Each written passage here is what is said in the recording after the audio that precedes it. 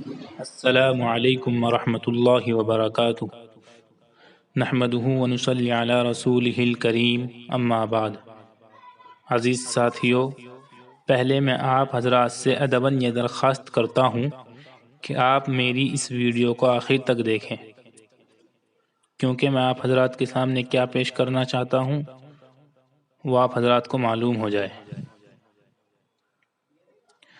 پہلے میں نے ویڈیو میں آپ حضرات کو غسل کا طریقہ بتلایا تھا، کیونکہ نماز پڑھنے کے لیے، اللہ تعالیٰ کی عبادت کرنے کے لیے انسان کا پاک ہونا ضروری ہے، اور بتلایا تھا کہ منہ بھر کر کلنی کرنا، ناک میں نرم ہڈی تک پانی پہنچانا اور پورے بدن پر اس طرح پانی بہانا کہ ایک بال برابر بھی سوکھا نہ رہے، اور پورا مسنون طریقہ میں نے آپ کو بتلا دیا تھا۔ اور آج میں آپ حضرات کے سامنے وضو کا طریقہ بیان کرنے جا رہا ہوں، پھر انشاءاللہ العزیز نماز کا طریقہ شروع کریں گے۔ شروع سے آخر تک بتلاؤں گا انشاءاللہ العزیز نماز کے بارے میں بھی، اور اس کے علاوہ بہت سی ضروری باتیں میں آپ حضرات کے سامنے دھیرے دھیرے پیش کرتا رہوں گا، کیونکہ اگر آدمی پاک نہیں ہے تو اس کی نماز نہیں ہوگی۔ آج میں وضو کا طریقہ بھی آپ حضرات کو بتلاتا ہوں، کیونکہ اگر وضو نہیں تو نماز بھی نہیں۔ وضو کا طریقہ آپ سن لیجئے پہلے اجمالاً، پھر الگ الگ سے میں آپ کو بتلاؤں گا کون کون سی چیزیں فرض ہے، کون کون سی سنتیں ہیں، کون کون سی مستحبات ہیں، مکروہات ہیں، اور کن چیزوں سے وضو ٹوٹتا ہے۔ وضو کا طریقہ یہ ہے کہ آپ صاف برتن میں صاف پانی لے لے اور اونچی جگہ پر بیٹھ جائیں، قبلے کی طرف رخ کر لے اور اپنی آستینوں کو کوہنیوں سے اوپر تک چڑھا لے، پھر وضو کی دعا پڑھے۔ وہ دعا انشاءاللہ العزیز میں آپ حضرات کے سامنے جلد ہی پیش کر دوں گا، اور اپنے دونوں ہاتھوں کو 3 بار گھٹوں تک دھوئے، پھر کلی کرے اور مسواک کرے۔ مسواک نہ ہو تو اپنے دانتوں کو انگلی سے ہی صاف کر لے، پھر 3 بار ناک میں نرم جگہ تک پانی پہنچائے اور بائیں ہاتھ سے ناک صاف کرے، پھر 3 بار آہستہ سے منہ دھوئے، پھر کوہنیوں سمیت دونوں ہاتھ دھوئے، پہلے دایاں پھر بایاں 3 مرتبہ، پھر دونوں ہاتھ تر کر کے یعنی پانی سے گیلا کر کے 1 مرتبہ سر کا مسح، پھر کانوں کا مسح، پھر گردن کا مسح کرے، پھر دونوں پاؤں ٹخنوں سمیت دھوئے، پہلے دایاں پھر بایاں 3 مرتبہ، پھر وضو کے بعد کی دعا پڑھے۔ وہ بھی انشاءاللہ العزیز میں آپ حضرات کے سامنے جلد ہی پیش کر دوں گا۔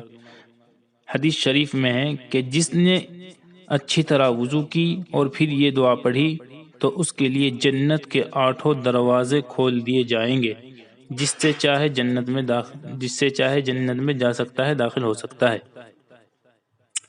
اب آپ سنیے کہ وضو میں کون کون سی چیزیں فرض ہے۔ وضو میں 4 چیزیں فرض ہیں۔ فرض یعنی وہ کام جن کے بغیر وضو ہوتا ہی نہیں۔ نمبر 1، پیشانی کے بالوں سے ٹھوڑی کے نیچے تک، ایک کان کی لو سے دوسرے کان کی لو تک پورا چہرہ دھونا۔ پیشانی ماتھے کو بولتے ہیں، سر کے بال اور جو ماتھے سے شروع ہوتے ہیں وہاں سے لے کر کے ٹھوڑی کے نیچے تک چہرہ دھونا، اور ایک کان کی لو سے دوسرے کان کی لو تک۔ لو یہ کان کی پپڑی سی جو ہوتی ہے، اس کو لو بولتے ہیں، تو اس طرح چہرہ دھونا۔ نمبر 2، دونوں ہاتھ کوہنیوں سمیت دھونا، یعنی کوہنی بھی دھلنے میں شامل ہے، آپ کوہنیوں کو بھی دھوئے۔ نمبر 3، چوتھائی سر کا مسح کرنا، یعنی کہ سر کے چوتھے حصے کا مسح کرنا، یہ بھی فرض ہے۔ نمبر 4 ہے دونوں پاؤں ٹخنوں سمیت دھونا۔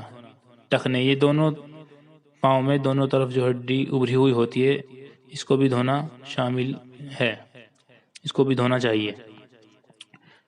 یہ ہوئے فرض۔ اور سنتیں کیا ہے یہ بھی سن لیجئے، یعنی کہ وہ کام جن کے بغیر وضو تو ہو جاتا ہے لیکن پورا ثواب نہیں ملتا، اور یہ ہماری شان کے اور مسلمان کی شان کے خلاف ہے کہ وہ سنتیں چھوڑے، اس لیے ان کو بھی کرنا بہت ضروری ہے۔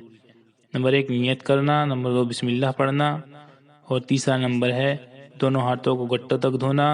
چوتھا نمبر ہے مسواک کرنا۔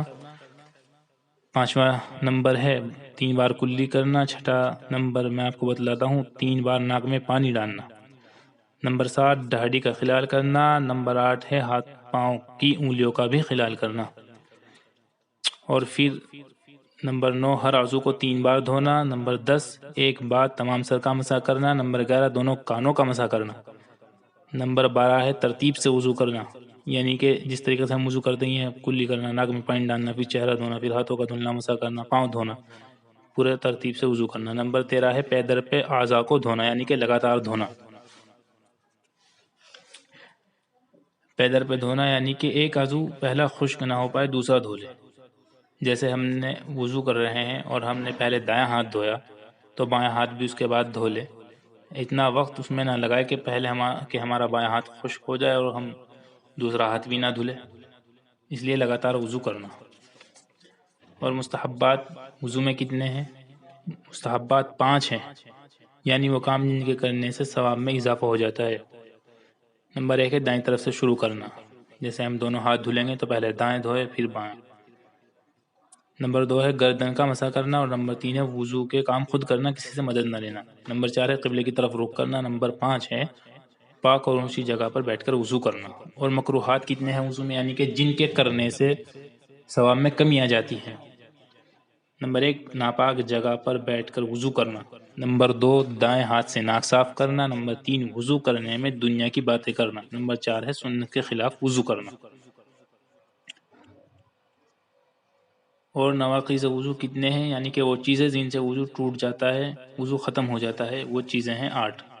پیشاب یا پاخانہ، نمبر 1 ہے پیشاب پاخانہ کرنا، ان دونوں راستے سے کسی اور چیز کا نکلنا، جیسا کہ پیشاب کے راستے سے کبھی کبھی پتھری بھی نکل جاتی ہے، کسی اور چیز کا نکلنا، اس سے وضو ٹوٹ جاتا ہے۔ نمبر 2 ہے ریح، یعنی ہوا کا پیچھے سے نکلنا، گیس کا پاس ہو جانا، اس سے وضو ٹوٹ جاتا ہے۔ نمبر 3 ہے بدن کے کسی بھی جگہ سے، کسی بھی مقام سے بدن کے خون یا پیپ نکل کر بہہ جائے تو اس سے بھی وضو ٹوٹ جاتا ہے۔ منہ بھر کے قے کرنا، الٹی ہو جانا، اس سے وضو ٹوٹ جاتا ہے۔ نمبر 5 بیماری یا کسی اور وجہ سے بے ہوش ہو جانا۔ نمبر 6 لیٹ کر سہارا لگا کر سونا۔ نمبر 7 مجنون یعنی دیوانہ پاگل ہو جانا، اس سے بھی وضو ٹوٹ جاتا ہے۔ نمبر 8 ہے رکوع سجدے والی نماز میں قہقہ مار کر، یعنی کہ کھلکھلا کر ہنسنا، اس سے بھی وضو ٹوٹ جاتا ہے۔ اب آپ حضرات کو طریقہ معلوم ہو گیا ہے، اور کون کون سی چیزیں فرض ہے، کون سی سنتیں ہیں، آپ خود امتیاز کر سکتے ہیں۔ مستحبات کون سی چیزیں ہیں، مستحبات کو کرنا چاہیے تاکہ ہمارے ثواب میں اضافہ ہو، اور مکروہات کو چھوڑ دینا چاہیے ورنہ ثواب میں کمی آ جاتی ہے۔ اور کن چیزوں سے وضو ٹوٹتا ہے یہ بھی آپ حضرات کو معلوم ہو گیا۔ اور اس ویڈیو کو زیادہ سے زیادہ شیئر کریں تاکہ تمام لوگوں کو یہ چیزیں معلوم ہو جائیں۔ ہمیں صحیح طریقہ معلوم ہونا چاہیے۔ ہم موبائل پر ایک ایک گھنٹہ ضائع کر دیتے ہیں، اس سے بہتر یہ ہے کہ ہم اپنی دینی باتیں سنیں، دین کی باتیں سمجھیں، اور اس چینل کو بھی سبسکرائب کر دیں تاکہ آپ کے پاس یہ دینی باتیں، دینی مسئلے، دینی بیانات، دینی تعلیم کی باتیں آپ کے پاس پہنچتی رہے۔ انشاءاللہ العزیز مجھے بھی اور آپ کو بھی اور ہم تمام کو اس سے فائدہ ہوگا۔ السلام علیکم ورحمۃ اللہ وبرکاتہ۔